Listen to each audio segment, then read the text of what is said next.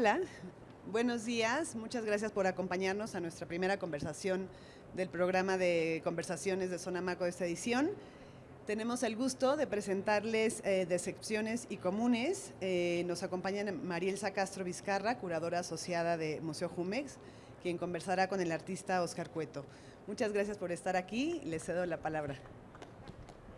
Gracias, Eloísa, y gracias a ustedes por venir un sábado a esta hora. Está muy complejo después de toda una semana de arte, pero gracias. Les cuento un poco de qué trata esta conversación. Bueno, como ya nos presentaron, yo soy Marielsa Castro, Óscar Cueto, y vamos a estar hablando sobre tres proyectos que tienen ciertas similitudes. Óscar es un artista mexicano, pero que actualmente y desde hace 10 años reside en Viena, trabaja con distintos formatos y sobre todo el formato que nos vamos a enfocar hoy y lo que me interesa que conversemos es cómo Óscar trabaja con distintas comunidades, cómo Óscar trabaja con distintas personas, cómo involucra al público también en sus piezas de arte. Entonces, los tres proyectos que vamos a hablar el día de hoy, el primero es MUME, que es el Museo Mexicano, que Óscar ya les contará más a detalle.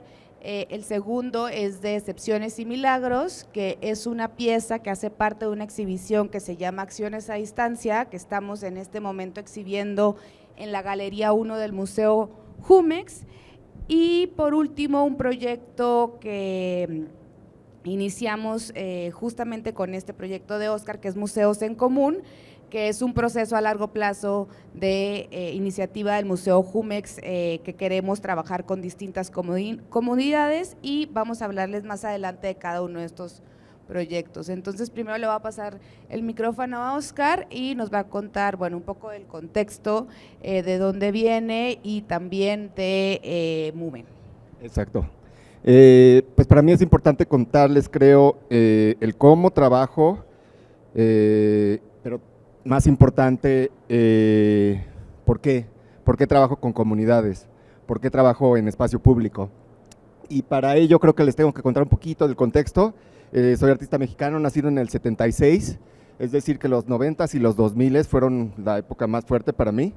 Y bueno, les cuento lo que yo recuerdo que eran los 90s, cuando yo estaba joven. Bueno, veníamos, como ustedes saben, de toda una herencia de autoritarismo, un partido que había estado 70 años en el país. Seguíamos sufriendo y seguimos sufriendo todavía intervencionismo y extractivismo de Estados Unidos, pero también de Europa, básicamente de Occidente, y un pasado impregnado pues, de prácticas coloniales, ¿no? Que se ven reflejadas en el clasismo, en el racismo, ¿no? En México. El 94 fue, creo que un año súper importante, el inicio del Tratado de Libre Comercio, y tal cual pues, fue el inicio también de la parte más fuerte del neoliberalismo a la Thatcher y Reagan, y el mismo año se levantan los zapatistas, ¿no? que fue totalmente contradictorio. En el arte, si lo recuerdan, teníamos un abanico muy grande que iba desde Semefo hasta Orozco, y los menciono a los dos porque creo que tiene un trabajo muy diferente.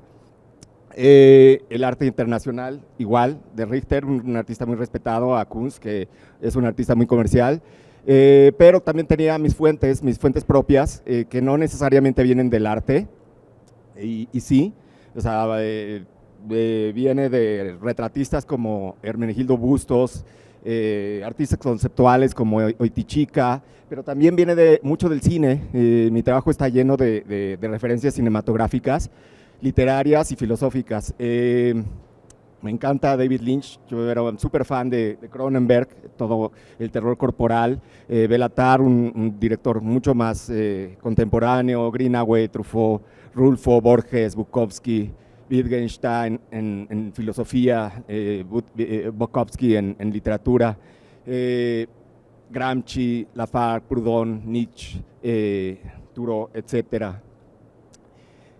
La mezcla, este monstruito que creó la media modernidad, que nos intentó traer el neoliberalismo, pues era una mezcla del nacimiento de las grandes maquilas y una pobreza no nada más extrema, sino urbana, muy fuerte.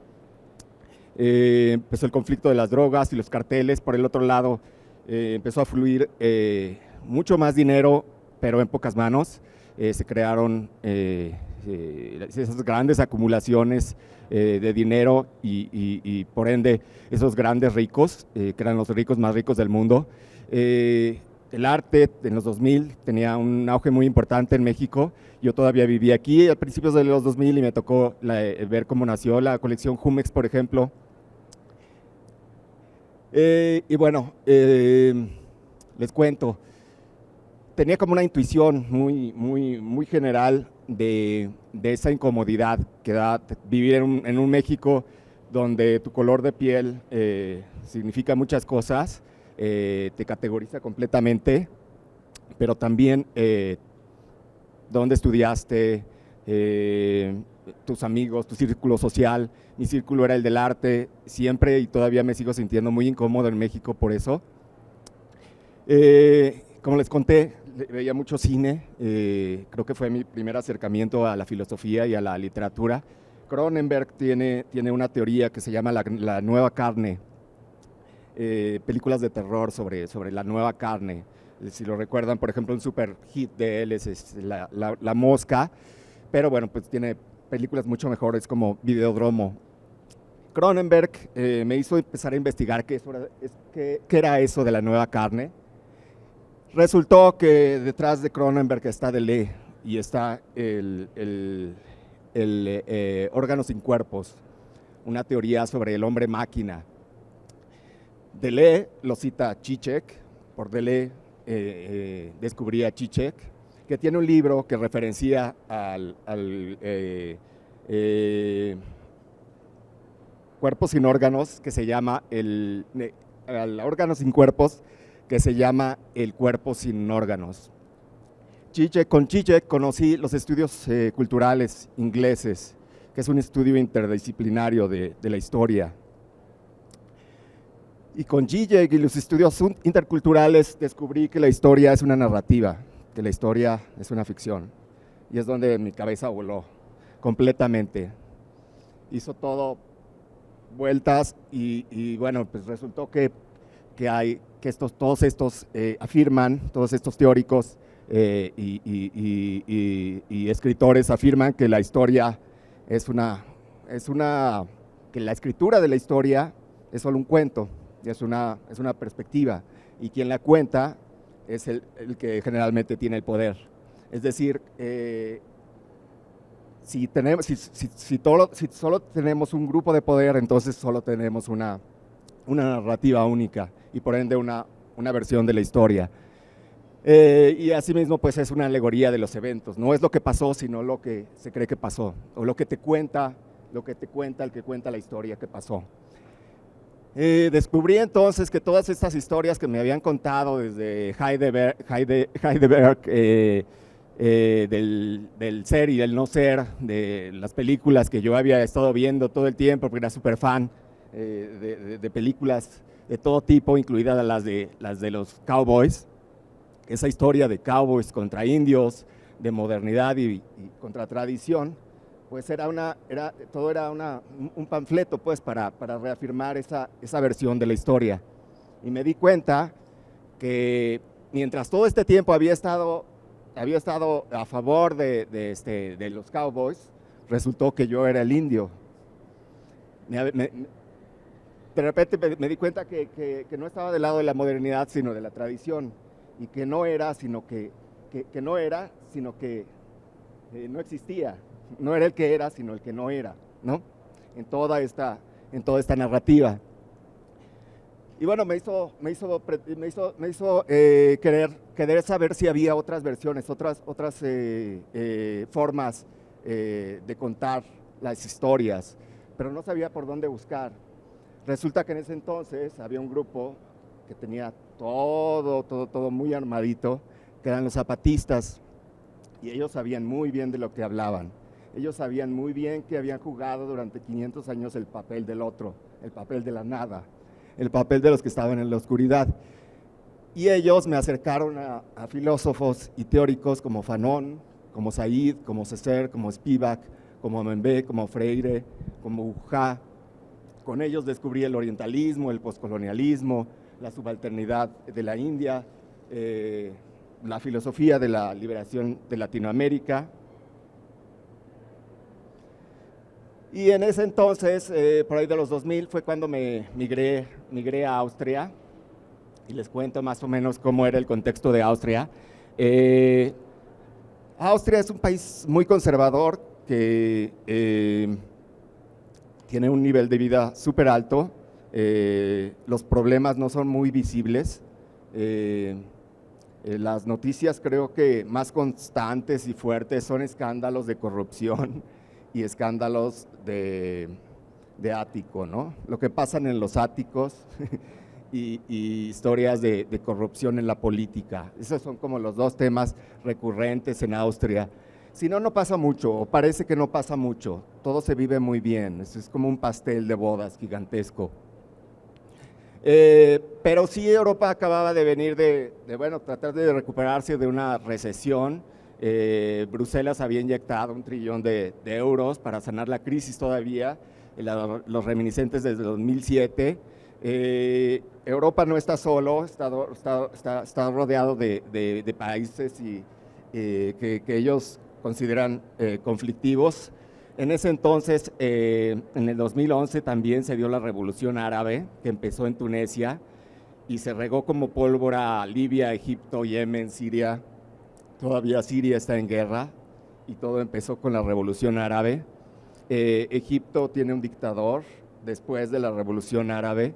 Creo que a los que mejores les va es Tunisia. Todo esto porque a Europa le afecta en el sentido de migración, pero también de partners comerciales, ¿no? Occidente se embarca en una guerra contra el Islam, empieza la islamofobia de una manera mucho más fuerte. Hay ataques terroristas desde Dinamarca a Somalia. Austria limita a 127.500 los refugiados que recibirá, que es una cantidad muy mínima, aun cuando los austriacos tienen un miedo enorme a los migrantes. A veces uno ni siquiera los ve, personas de color, tal cual, afroamericanos, africanos, hay muy pocos. Digo, personas de color somos todos los que no somos del centro europeo, pero tal cual los de color oscura, hay muy pocos, pero aún así Viena es el tercer lugar mejor para vivir. Regresan la política a la manera de los white supremacists, como Trump, como Johnson, como Putin, como Orbán, como Kurz en Austria.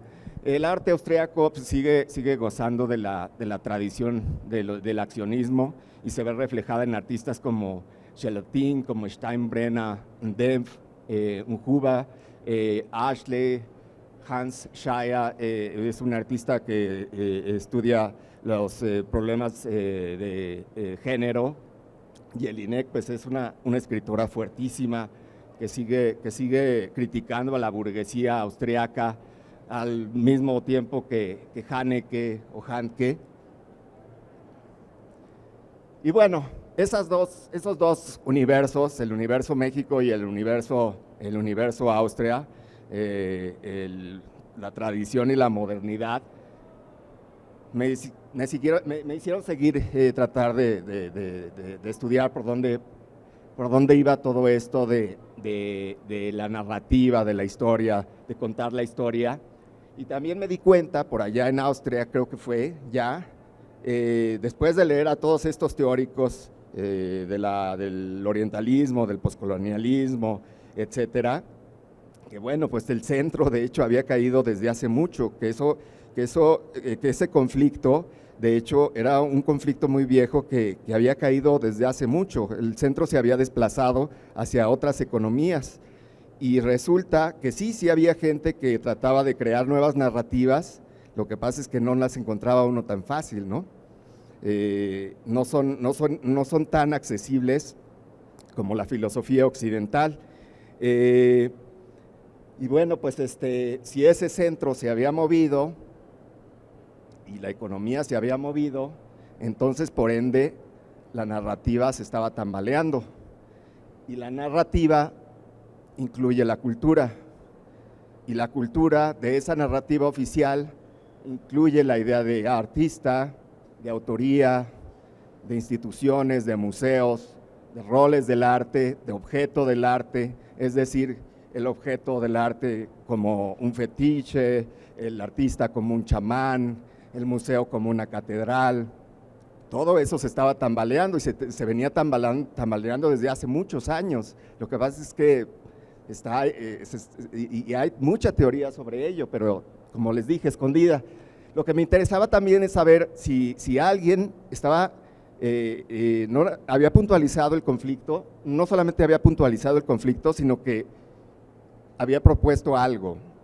No quiero decir que son los únicos ni que son los mejores, pero entonces descubrí la decolonialidad. Y descubrí a Quijano y a Lugones y a Aníbal, a Dussel, a Mignolo, y todos ellos tienen un plan muy estructurado de qué es lo que tenemos que hacer y qué es lo que va a pasar. Y en uno de sus planes, el primer paso es cortar, ¿no? Hacer un delinking. Decir, no voy a tomar lo que se me ofrece solamente porque tuve la desgracia de haber nacido en la periferia, ¿no? Si ellos me ofrecen lo que dicen que merezco, el primer paso es rechazarlo. Lo rechazo. Eso no me merezco, me merezco más. El segundo paso es desmantelar todas las viejas nociones. Paso a paso, todas las viejas nociones. Lo que es artista, lo que es objeto del arte, lo que son instituciones, lo que es el arte mismo. Ellos van mucho más lejos y son muy radicales e incluso ya no le quieren llamar arte al arte, porque es un concepto colonial. O sea, ellos dicen que el arte y la artesanía, que todo empezó con la idea de tradición y modernidad, de ahí viene toda esa dicotomía, ¿no? Nosotros, ustedes, arte, nosotros hacemos arte, ustedes hacen artesanía. Entonces ya no quieren ni siquiera utilizar la palabra arte. Todavía no estoy muy seguro y les digo, es una propuesta y creo que son bien importantes, pero no creo que sean los únicos. Y el tercero es empezar a crear nuevo conocimiento desde nuestro lado, empezar a crear conocimiento. Y bueno, ya les platico un proyecto que tengo que se llama MUME, Marielsa ya lo introdujo, es un museo nómada que lo que intenta es cuestionar y reflexionar sobre todo esto que venimos hablando de viejas nociones en el arte, ¿no? ¿Qué es un museo?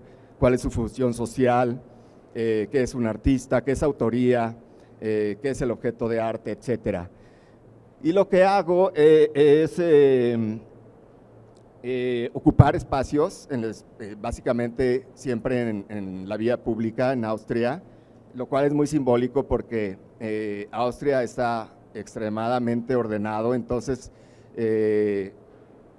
lograr que haya permisos para hacer algo en espacio público es súper complicado y eso es creo que uno de los fines. Y que la calle se viva también en un lugar donde la calle está controlada, donde el espacio público no es público, ¿no? Es un espacio público muy, muy controlado, donde no se pueden hacer muchas cosas. El primer museo lo hice en una residencia en Salzburgo, en los Alpes, y cuenta la historia de un mexicano que trata de cruzar la frontera entre Estados Unidos y México, y por alguna razón se ve en Stulfelden, en Salzburgo, y no en Estados Unidos, por alguna razón mágica. La referencia es Robinson Crusoe,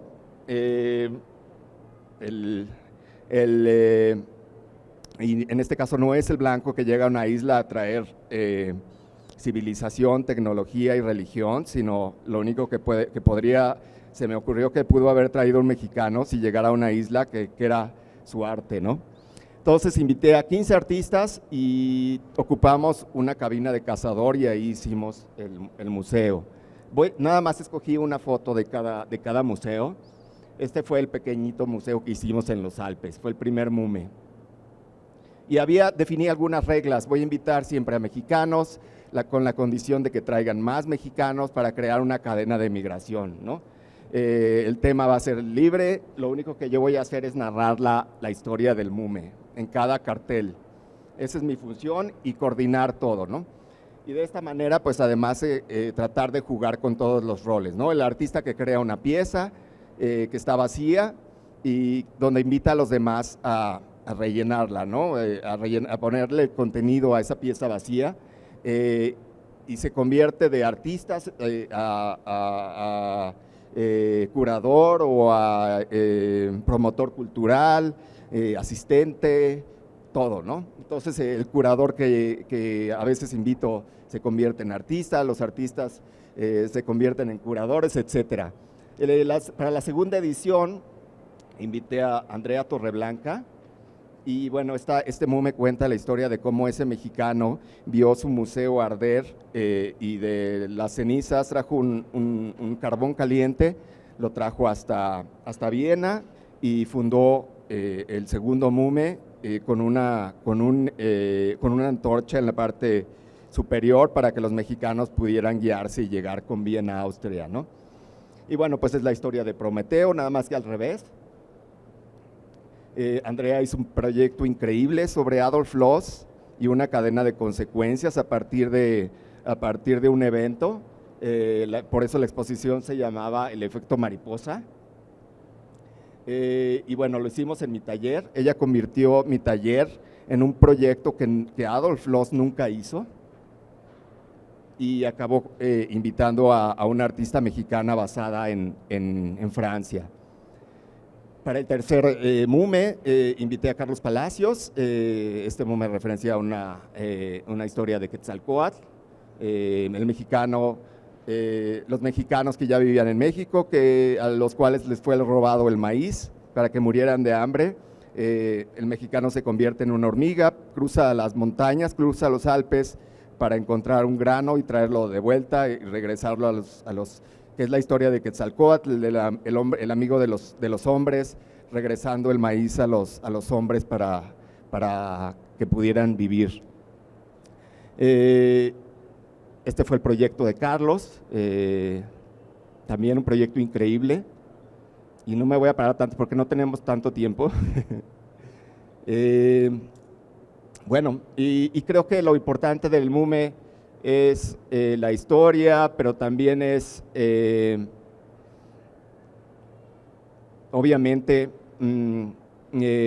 cómo construimos juntos un nuevo MUME, una nueva pieza, cómo tematizamos problemáticas del arte. Este fue, por ejemplo, un proyecto sobre los sin voz y escogimos hacerlo en el Karl-Marx-Hof, que es el complejo habitacional más grande de Austria, de la Viena Roja, de la época del Estado social, y por eso lo hicimos ahí. Lo hicimos en un camión, era una especie de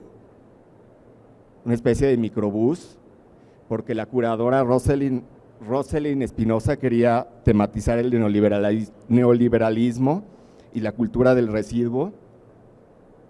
Por ejemplo, este texto me encanta, que es una versión de un cuento de Borges que se llama La marca de la espada, y que bueno, ustedes ojalá lo puedan leer, pero dice algo así como que les voy a contar la historia del MUME. Sí, yo soy el que lo creó, yo soy el que traicionó el arte y sus instituciones, pero he tomado una serie de bandidos para ocupar valles, casas, oficinas, plazas.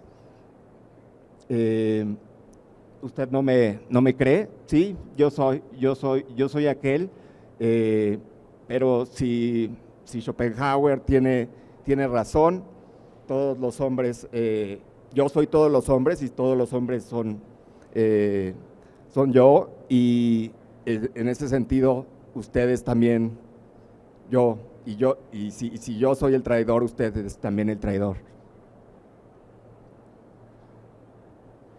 Este proyecto también padrísimo, hicimos arte postal, Juanjo Rivas envió grabaciones desde su estudio hasta Viena y grabamos en Flexidisc, en un disco flexible que se puede tocar en un tocadiscos, los audios, los paisajes sonoros a diferentes personas por correo. Y aparte hicimos una serie de proyecciones en la calle y audios sonoras. Doris, yeah, Doris está aquí hoy. Con Doris hicimos radio. Doris es una artista que en la década de los 2000 tuvo una gran importancia para los espacios alternativos. Tuvo un espacio en la Colonia Guerrero que se llama Epicentro, y a ella la invité como Epicentro y ella me propuso hacer Radio Epicentro. Es increíble. Hicimos radio desde 3 puntos de Viena, así bien bravo. Invitado de ser solamente para mexicanos, pasó a ser un museo de los desplazados, de los periféricos, y este fue un proyecto de un colectivo asiático que tematizan el racismo contra personas asiáticas. Este fue un proyecto que hicimos enfrente del Bell Museum, donde se tematizó la corona de Moctezuma. Fue un performance con una bailarina. En este invité a un artista mexicano que vive en Italia, Juan Pablo Macías. Con él hicimos cerveza, tesguino, a la manera de los tarahumaras, en una forma para celebrar una forma de vida que ellos tienen que se llama mano vuelta, que es te ayudo, me ayudas, y así funcionan ellos como comunidad. Y bueno, producimos la cerveza, y el primer batch se llamó Proudhon, como el padre de la anarquía. Y bueno, ahora sí, te doy. Gracias, Oscar. Ahorita te regreso el micrófono, pero bueno, les queríamos también contar de manera muy breve la exposición en donde Oscar está exhibiendo en el Museo Jumex. Es Acciones a Distancia, y Acciones a Distancia está exhibiéndose en la Galería 1 del museo, y fue una invitación que hace el museo a 7 artistas mexicanos o que radican en México. Los 7 artistas son Lorena Ancona, Oscar Cueto, Galia Evenschutz, Cristina Ochoa, Jalisco Ramírez y Rafiki Sánchez. Queríamos también hablar de este proyecto porque justo con Acciones a Distancia empezamos una manera de entender que las galerías de los museos se pueden abrir para exhibir en otros espacios, ¿no? Y durante toda esta semana hicimos una serie de acciones en la plaza del Museo Jumex, activando también el espacio público, también relacionado con el proyecto de Oscar de MUME. Y en el próximo mes también habrá una serie de acciones que se harán en Izamal. Entonces, todos los artistas que están exhibiendo ahorita en la Galería 1, que realmente más es un proceso, más que una exhibición finalizada, tendrán acciones en distintas partes, ¿no? Y un poco también es esta idea o este interés que tenemos de sacar al museo del museo para poder compartirlo con una diversidad de públicos mayor. Les quería mostrar una serie de imágenes de lo que se está exhibiendo ahorita. Como les decía, esta exhibición no es una exhibición finalizada, sino es una obra en proceso, en donde cada uno de los artistas tiene una mampara, y esta exhibición, estas fueron las primeras fotos. Al final les vamos a mostrar cómo ha ido el proceso y cómo ha ido cambiando la sala de exhibición después de cada una de las acciones que han sucedido. Esta es de Galia Evenschutz y la de atrás es la de Oscar Cueto, que ahorita vamos a hablarles más a detalle. Esta es Cristina Ochoa. Y bueno, también lo que a mí me interesaba contar y un poco hacer un vínculo con la obra de Oscar es hablar de este proyecto que es Museos en Común, y justo con Acciones a Distancia y en particular con la obra de Óscar Cueto estamos iniciando este proceso en donde el Museo Jumex también reflexiona sobre todas estas mismas preocupaciones que tiene Óscar en cómo acercar un museo a la mayor cantidad de públicos, ¿no? Entendiendo que el Museo Jumex ya tiene está por cumplir 10 años, ya hay un público general que nos visita regularmente, tenemos ya una estabilidad en el sentido en el que tenemos un público que nos visita, pero nos interesa ahora llegar a esos otros públicos a los que normalmente no nos visitan, ¿no? Por distintas barreras, pueden ser físicas o pueden ser intelectuales o de 1000 tipos. Y el proyecto Museo en Común entonces será trabajar a través de proyectos artísticos para llegar a estas otras comunidades. Entonces ahorita que hablemos del proyecto de Excepciones y Milagros de Óscar, esto se va a poder materializar de una mejor manera. Y no solo eso, sino también nos interesa cuestionar a las instituciones, ¿no? Más bien, ¿cuál es el rol de la institución en una comunidad? Entendiendo desde donde hablamos, yo hablo desde una institución, estoy representando al Museo Jumex, pero también creo que es importante entender cuál es nuestro rol dentro de una comunidad y cómo poder hacer más accesible el arte para la mayor cantidad de personas.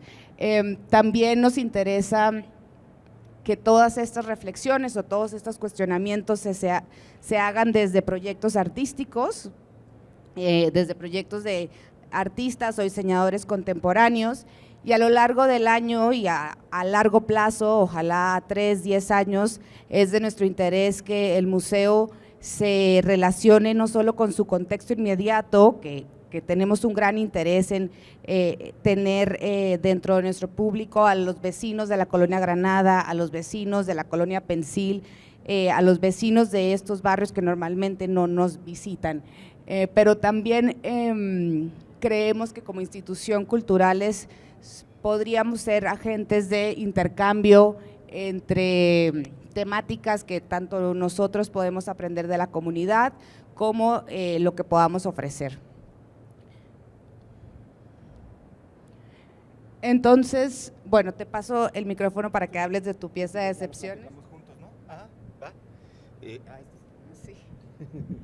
Entonces, si quieres cuento un poquito como de esta imagen. Esta fue la imagen que Óscar nos envió por primera vez como propuesta de su proyecto y nos enamoró a todos en el museo, porque creo que se entiende muy bien que había un interés de parte de Óscar. Tampoco quiero hablar por ti, pero creo que para mí fue muy obvio cuando vi esta imagen, entender que te estabas viendo también afuera del museo, ¿no? Y que para ti sí se ven tus obras en esa imagen, pero también había una idea de que el público y ese tipo de público era el que te interesaba, ¿no? Me invitaron, Kit me invitó el año pasado a este proyecto y me platicó un poco del concepto de la exposición.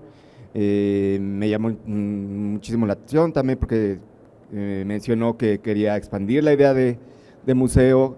Me pareció que dentro de esas palabras, una conversación tan chiquita que tuvimos, estaba la idea de autorreflexión del museo, ¿no? Querían como autorreflexionar sobre sí mismos y eso se me hacía súper importante, súper valioso, se me hace realmente valioso. Y es una de las razones, casi no trabajo con instituciones, con museos, y es una de las razones por las que acepté, ¿no? O sea, si querían reflexionar sobre sí mismos, a lo mejor yo podía de alguna manera contribuir con algo. Y el proyecto se trató de llegar y entender dónde está el museo, dónde está ubicado, la Colonia Granada, donde está ubicado el museo, a través de sus habitantes. La idea fue buscar pequeños locales que han resistido a este cambio urbano tan dramático de los últimos 20 años y preguntarles a los locatarios si me podían contar historias extraordinarias o milagros. Curiosamente, porque tiene obviamente una referencia directa a los exvotos, pensé que me iban a contar cosas religiosas por un momento, pero absolutamente nadie me contó cosas religiosas, sino ese conflicto de vivir en una zona que se ve amenazada por el proyecto Carso, ¿no? Y ellos lo tienen muy claro, ponen nombres y al proyecto y a la persona, ¿no? Siempre se referían al señor Slim. Y bueno, pues me contaron sobre eso, sobre su problemática de pagar más predial, de pagar más agua, más luz, más servicios, pero no tenerlos de una manera cualitativamente buena, o sea, pagan más, pero siguen no teniendo agua, pero también de cómo su vida cultural cambió completamente. Se organizaban antes bailes, por ejemplo, que ya no se organizan porque pues dijeron que eran focos de violencia y de crimen, ¿no? Antes traían al sonido la changa, al camarón, pero ya no se los dejan hacer. Bueno, esta es un resumen de cada historia que me contaban. ¿Qué es la otra también? Lo que quería hacer era no nada más hablar sobre la gentrificación y sobre el desplazamiento de los pobladores originales en estas zonas, la gentrificación, por un lado, es un plan que tiene hasta una teoría, ¿no? Hay un teórico canadiense que habla sobre ello, de cómo una buena gentrificación se logra trayendo artistas y también museos, ¿no? Entonces, por un lado era hablar sobre eso, sobre la gentrificación y qué pasaba con las personas que vivían ahí y si de verdad se veían beneficiados o no por los nuevos cambios. Y por otro lado hablar sobre cómo se escribe la historia, sobre history writing y otra vez hablar sobre narrativa y tratar de voltear la idea de cómo se escribe esa historia, dejando a los de abajo escribirla y no a los de arriba, ¿no? Entonces es una historia que ya también tiene un nombre, esa teoría, que se llama historia desde abajo, que también viene de los estudios culturales de Inglaterra. Y bueno, pues ese es prácticamente el proyecto, no sé qué más. Sí, creo que algo que acabas de decir que me parece también como desde el inicio de nuestras conversaciones, cuando iniciamos a desarrollar como ya el proyecto, fue algo para mí que fue crucial, es conocer el barrio Granada, ¿no? A pesar de que estamos trabajando en ese barrio, es importante caminarlo y conocer a la gente y entender las dinámicas, entender dónde cambiaba de ser un barrio tipo Polanco a ser un barrio popular, que era lo que Óscar estaba buscando, ¿no? Entonces también esas derivas que hicimos como junto con el equipo del museo a tratar de entender el contexto, para mí fue como muy enriquecedor, porque como dices hay que entender dónde trabajamos, ¿no? Y como cuál es el contexto. Curiosamente lo que nos contaron es que nunca habían visitado el Museo Jumex, ¿no? Los entrevistados nunca habían estado ahí. Y justamente creo que eso también dice mucho, ¿no? Nosotros nos acercábamos a los vecinos del museo y a pesar de que Óscar me había dicho que no necesariamente era un proyecto que trataba sobre la gentrificación, sino más bien es un proyecto que trata de darle voz a los vecinos del museo, simplemente las historias hablan en su gran mayoría de gentrificación o de cómo ese barrio ha cambiado, ¿no? Y que creo que es muy evidente para todos los que conocen este espacio en la ciudad.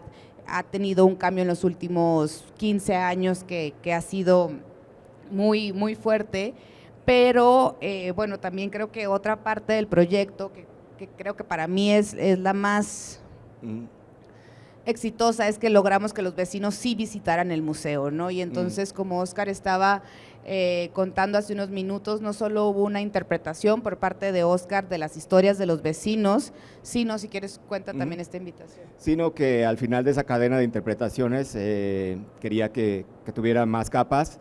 Invitamos a una rapera local a que interpretara de nuevo las historias. Entonces lo presentamos de una manera de performance sobre la plaza. La mampara, que de un lado tenía las pinturas, del otro lado tenía el anuncio a manera de estas pintas de la calle donde se anunciaba el sonido de la changa y el camarón. El evento de Afro Omega junto con el DJ S, y se anunciaba también que era una microhistoria del barrio contada por los entrevistados, ¿no? Por los pobladores del Granada. Olvidé decirlo, el proyecto básicamente también se trataba de darle mucho más valor a la historia oral que a la escrita, y porque había que simbolizar ese valor, hice un intercambio con los entrevistados. Si ellos me contaban una historia, yo les iba a regalar la pintura. Entonces, la pintura se ha estado regalando, se regaló en parte el día del evento, al final, y algunos contadores no pudieron ir por razones de trabajo, tienen locales, etcétera, y bueno, es lo que va a suceder. La exposición va a quedar fuera del museo, que era también lo que me interesaba cuando Kid me invitó. Ok, me invitas, pero hago algo fuera del museo, ¿no? Sí, creo que eso también es una parte muy importante de esta pieza, es entender que sí se exhibe en el museo, pero al final los dueños de la pieza no es el museo ni Óscar, sino aquellos que contaron las historias, ¿no? Entonces, por ejemplo, yo estuve contigo cuando visitamos a Juana. Óscar se acercaba y les pedía que contara una historia, como alguna historia excepcional, y ella tiene una planchaduría en el barrio Granada, y nos contaba que hacía milagros cuando a las novias les llevaban su vestido porque de pronto enflacaban mucho, engordaban mucho, entonces ella le tenía que hacer ajustes a los vestidos de novia. Y si ven, digo, está muy lejos, pero esa pintura, tal vez la encuentro por acá, entonces Óscar hace esta interpretación de el milagro de frente a la tintorería de Juana, y nos visitaron muchos de los vecinos dueños de las historias el día jueves que tuvimos este show con Afromega, de nuevo reinterpretando las historias. Y al final pues ellos se llevan su cuadro, y también aprovecho para invitarles a ustedes, el martes tendremos un recorrido junto con Óscar que va a iniciar en el museo, y que vamos a ir caminando por todos estos locales, para entregar aquellos cuadros que no pudieron asistir, para entregárseles a sus dueños, y por el otro lado también para los que caminemos conjunto por el barrio Granada, poder ver los cuadros expuestos en su versión final, ¿no? Que realmente los dueños son aquellos de los locales. Sí, y es también invertir todo la narrativa y el sistema o tratar de hacer un guiño, el sistema del arte, y bueno, volver coleccionistas a aquellos que en su vida hubieran podido ser coleccionistas, ¿no? Entonces, no se vuelve coleccionistas a los que pueden pagar el fetiche, sino a los que no lo pueden pagar, ¿no? Y a los que contaron la historia al final. Contaron la historia, sí. Pues sí, creo que ese es sí, ¿Llegamos bien? Llegamos perfecto. Muy bien. Tenemos 3 minutos, no sé si alguien del público tenga algún comentario, pregunta, duda, queja, sugerencia, lo que sea.